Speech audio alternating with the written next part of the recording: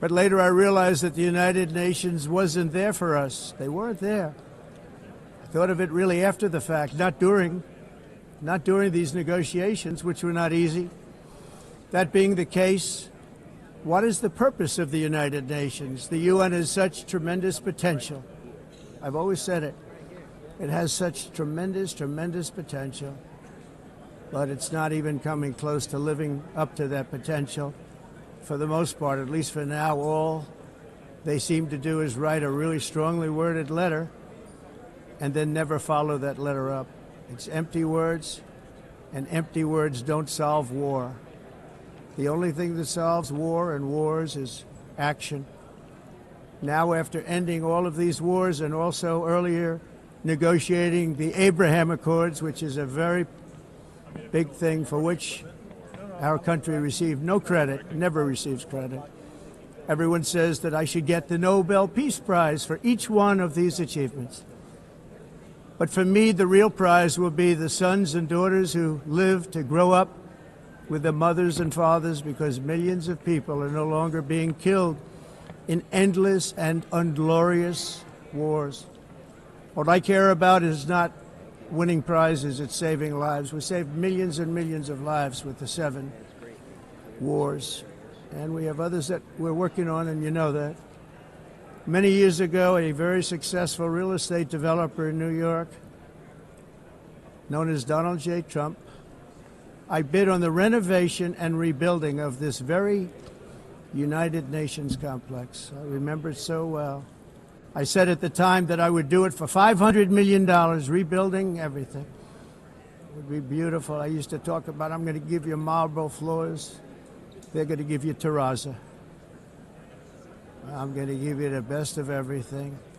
You're going to have mahogany walls. They're going to give you plastic.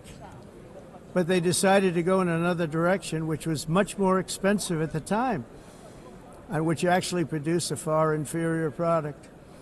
And I realized that they did not know what they were doing when it came to construction, and that their building concepts were so wrong, and the product that they were proposing to build was so bad and so costly.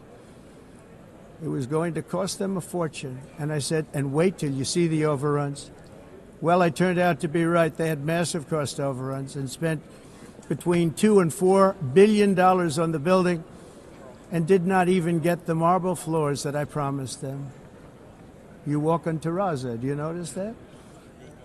As far as I'm concerned, frankly, looking at the building and getting stuck on the escalator, they still haven't finished the job. They still haven't finished. That was years ago.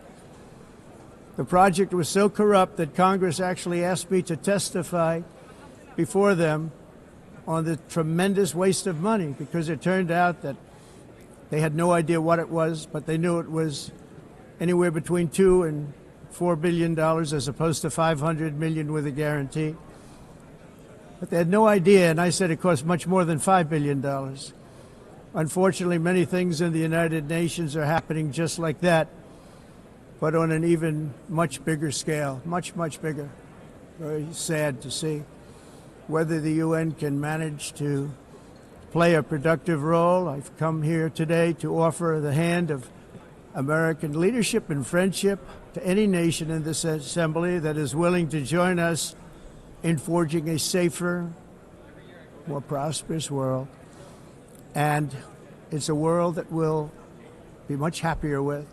A dramatically better future is within our reach.